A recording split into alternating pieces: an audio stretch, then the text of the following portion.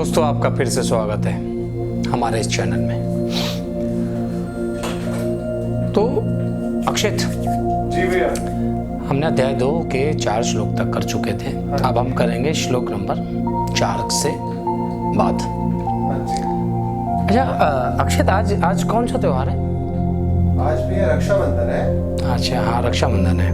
वैसे दोस्तों, हाँ, आप सभी को रक्षाबंधन की हार्दिक शुभकामनाएं। अच्छा भैया, दीदी आपको बुला रही थी, बहुत देर से ढूंढ रही है। अभी जाऊंगा। तुझे पता है रक्षाबंधन मनाया क्यों जाता है? रक्षाबंधन बस ऐसे ही अपनी बहनों को प्रोटेक्ट करने के लिए, भाइयों को।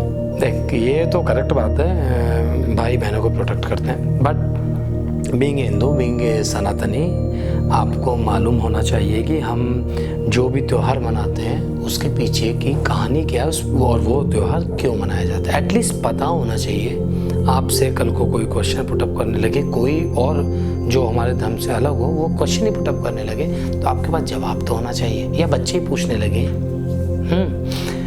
अच्छा, वैसे रक्षाबंधन आज भी और कल भी है ना? इंडिया में तो हर त्यौहार 2-2 महीने लगे आजकल।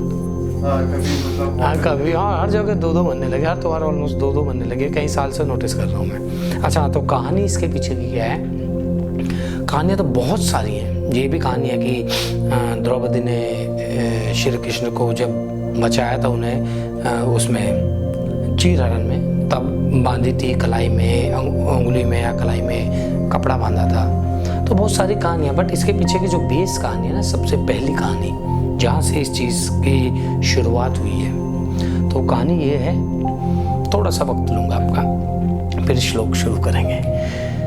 एक बार राजा बलि थे और जो कि असुर थे, उन्होंने हाहाकार मचा रखा था हर जगह। तो बहुत ही पावरफुल थे। उन्होंने विष्णु जी की पूजा की और बहुत बड़े भक्त थे विष्णु के। इस कदर भक्त थे, विष्णु जी ने उन्हें पूजा करने के बाद, तपस्या करने के बाद वरदान दिया, बोलो क्या मांगना है। अब राजा बलि जो कि असुर थे, बड़ा ही कहते ना दिमाग, कपटी दिमाग टाइप थे, तो उन्होंने कहा विष्णु जी, आप जो मांगूंगा आप देंगे? उन्होंने कहा हाँ दूंगा।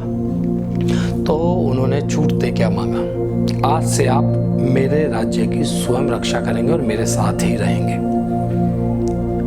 भगवान तो भगवान है, बोल दिया तथास्तु, रहने लगे साथ में। तो कई दिन हो गए, माता लक्ष्मी सोचती रही कि भगवान विष्णु कहाँ है। तो हमारे जैसे कि नारद मुनि जी, वो खबर लेके पहुँचे कि माता लक्ष्मी ऐसे ऐसे वो वहाँ पर है, राजा बलि के यहाँ रक्षा कर रहे हैं। अब माता लक्ष्मी ने नारद जी से पूछा, भाई क्या उपाय है? अब उस उपाय में उन्होंने क्या किया, वो पहुंच गए उनके महल के बाहर राजा बलि के, और विलाप करने लगी। एक बुढ़िया का वेश भर लिया और कहने लगी, मुझे तो राजा से मिलना है, मेरा तो कोई भाई नहीं है, कोई कुछ नहीं है। बड़ा गंदा विलाप करने लगी। अब राजा होते हैं, आए बाहर, कहते कि बोल तुझे क्या मांगना है? कहते तुम क्या दोगे? तुम कुछ भी नहीं दे सकते। कहते बोल तेरे को चाहिए क्या? तो उसने कहा मैं सब कुछ दूंगा। नो कि मुझे एक प्रॉमिस चाहिए, एक उसने कहा प्रॉमिस कैसे? उसने, माता लक्ष्मी ने साड़ी का पल्लू फाड़ा, कपड़ा निकाला और हाथ में बांध दिया। बोले कि ये रक्षा का बंधन है, तूने मुझे प्रॉमिस दिया है तो तुझे मानना पड़ेगा। उसने कहा ठीक है, बांध लिया। तो जैसे ही उसने कहा कि मांगो, माता लक्ष्मी ने कहा जो ये खड़े हैं विष्णु जी, ये बैकवर्ड चलेंगे मेरे साथ। इतना बोलते विष्णु जी अपने असली अवतार में आ गए और माता लक्ष्मी भी अपने असली अवतार में आ गए। ये देखते राजा बलि समझ गया कि माता लक्ष्मी तो अपने दिमाग से और अपनी चतुराई से विष्णु जी को ले गए साथ में। तो तब से माता लक्ष्मी ने और विष्णु जी ने इस चीज़ का बारे में बोला कि भाई जब भी बहन और भाई के बीच इस तरह का कोई रक्षा का बंधन की बात होगी, और ये दिन, सॉरी कट कर हाँ कट करेगा ना, हाँ। तो माता लक्ष्मी ने और माता विष्णु ने कहा कि आज का ये दिन हमेशा सदियों तक अनंत काल तक, जब तक भी पृथ्वी रहेगी, भाई और बहनों के रक्षाबंधन के रूप में मनाया जाएगा। तो ये एक कहानी है रक्षाबंधन के पीछे। शायद मैं इसको ढंग से नहीं सुना पाया, बट मैंने मोटा मोटा आपको बताने की कोशिश की है। बट ये कहानी तो मेरे को पता ही नहीं थी। बस मेरे को तो ये पता था कि बहन अपने भाइयों को राखी बांध देती है, भाई को गिफ्ट दे देते हैं। वो चीज़ सही है, वो चीज़ सही है, बट आदमी को ये सोचना चाहिए ना कि ये रक्षाबंधन क्यों मनाया जाता है। उसके पीछे कोई तो लॉजिक होगा, कहीं ना कहीं से तो शुरुआत हुई होगी। कोई तो ऐसा इंसान होगा जिसने सबसे पहली बार इस संसार में कोई त्योहार मनाया, और क्यों मनाया, उसके पीछे रीज़न क्या है। चीज़ें अच्छी होती हैं जब भी वो कंटिन्यूएशन में मनाया जाता है, और सदियों से मनाया जा रहा है, तो उसके पीछे कम से कम सोचना चाहिए। कहानियाँ बहुत सारी हैं रक्षाबंधन के ऊपर, बट जो असली बेस है वो ये है। तो समय काफ़ी निकल गया इस वीडियो का, तो हम श्लोक नंबर 4 तक आ चुके थे, अध्याय 2 के श्लोक नंबर 4। अब बढ़ते हैं श्लोक नंबर 5 की ओर। एक मिनट, थोड़ा सा बैकग्राउंड चेंज कर लें। तो बढ़ते हैं श्लोक नंबर 5 की ओर। करता हूँ आपके सामने श्लोक नंबर 5 का उच्चारण। गुरुन् हत्वा हि महानुभावान् श्रेयो भोक्तुं वैक्षम्पिः लोके हत्यार्थ कामांस्तु गुरुर्निहव भुज्जी भोगान रुधिर प्रदिक धान। इसका भावार्थ है, अर्जुन कहते हैं, इसलिए इन महानुभाव गुरुजनों को न मारकर मैं इस लोक में भिक्षा का भी अन्न खाने को तैयार हूं। भिक्षा का भी अन्न खाना मेरे लिए कल्याणकारक समझता हूं, क्योंकि गुरुजनों को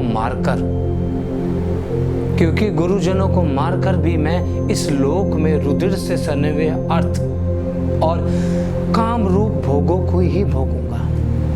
इसका तात्पर्य ये है, नॉर्मल हमारी लैंग्वेज हिंदी में, कि मैं भिक्षा का खाना खाना ज़्यादा पसंद करूंगा। मैं उसको ज़्यादा कल्याणकारक मानता हूँ, बजाय कि मैं अपने गुरुओं को और अपने परिवारजनों को मारूं, क्योंकि उनको मारकर, गुरुओं को मारकर मेरे हाथ रक्त से सने होंगे। बढ़ते हैं श्लोक नंबर 6 की ओर। करता हूँ आपके सामने उच्चारण।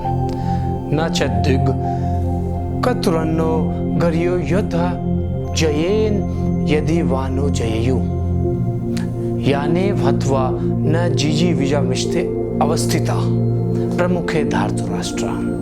इसका भावार्थ ये है, हम यह भी नहीं जानते कि हमारे लिए युद्ध करना और ना करना, इन दोनों में से कौन सा श्रेष्ठ है। अथवा यह भी नहीं जानते कि हम जीतेंगे या हम हारेंगे या वो जीतेंगे, और जिनको मारकर हम जीना भी नहीं चाहते, वे ही हमारे आत्मीय धृतराष्ट्र के पुत्र जो हमारे सामने मुकाबले में खड़े हैं। इसका सिंपल भावार्थ ये है, हमें मालूम भी नहीं कि हम युद्ध करना चाहते हैं या नहीं करना चाहते हैं। हमें ये भी मालूम नहीं कि हम युद्ध जीतेंगे या सामने वाला युद्ध जीतेगा। और अगर हम जीत भी गए तो हम किससे युद्ध कर रहे हैं? हमारे सामने हमारे ताऊ धृतराष्ट्र के पुत्रों से।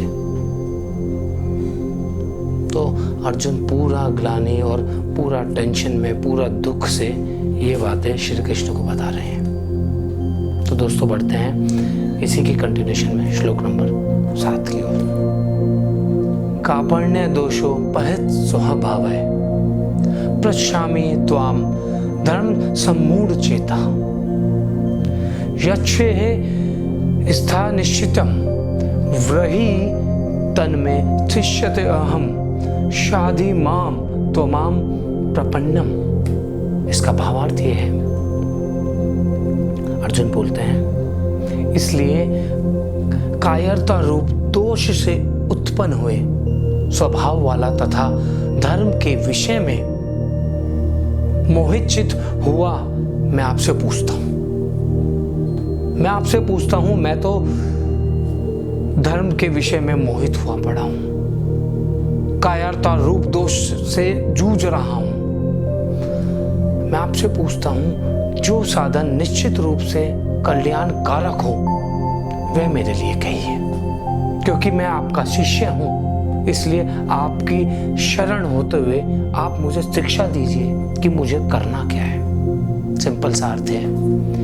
अर्जुन तो एक्सेप्ट कर रहे हैं कि मैं कायरता रूप दोष से भरा पड़ा हूं इस टाइम, मैं मोहित भी हुआ पड़ा हूं धर्म और संबंधियों को देखकर। तो आप तो मेरे गुरु हैं, मैं आपका शिष्य हूं, आप मुझे बताइए क्या चीज कल्याण कारक है और मुझे क्या करना चाहिए। तो इसका भावार्थ ये है। दोस्तों, मैं आपको कुछ बहुत ही टिपिकल हिंदी में नहीं समझा रहा हूँ, या श्लोकों का उच्चारण तो मुझे हूबहू वही करना पड़ेगा जो श्रीमद् भगवत गीता में लिखा हुआ है, पर जो इनका हिंदी में भावार्थ है वो आपको मैं नॉर्मल जो श्रीमद् भगवत गीता में भी लिखा हुआ है उस तरीके से भी बताने की कोशिश कर रहा हूँ, और अपनी सिंपल लैंग्वेज में जो कि आप समझ सकें। मेन मुद्दा तो यही है ना कि आपको श्रीमद् भगवत गीता का सार समझना है, अर्थ समझना है। तो चलिए बढ़ते हैं श्लोक नंबर 8 की ओर। तो श्लोक नंबर 8 का उच्चारण करता हूँ। न ही प्रपश्यामि मपाप्न उद्याद यशो कमुषो क्षणमिन्द्रियाणाम अवाप्य भूमाव सपत्नु मृदम राज्यम सुराणापि चाधिपत्यम। इसका भावार्थ यह है, क्योंकि भूमि में निष्काष्टक धन धान्य राज्य को देवताओं के स्वामित्व को प्राप्त होकर भी मैं उस उपाय को नहीं देखता हूँ जो मेरी इंद्रियों को सुखाने वाले शौक को दूर कर सके। इसका अर्थ ये है, अर्जुन कहते हैं मुझे राज्य मिल जाएगा, धन धान्य मिल जाएगा, देवताओं की तरह स्वर्ग की तरह मुझे एक राज्य मिल जाएगा, पर उससे क्या?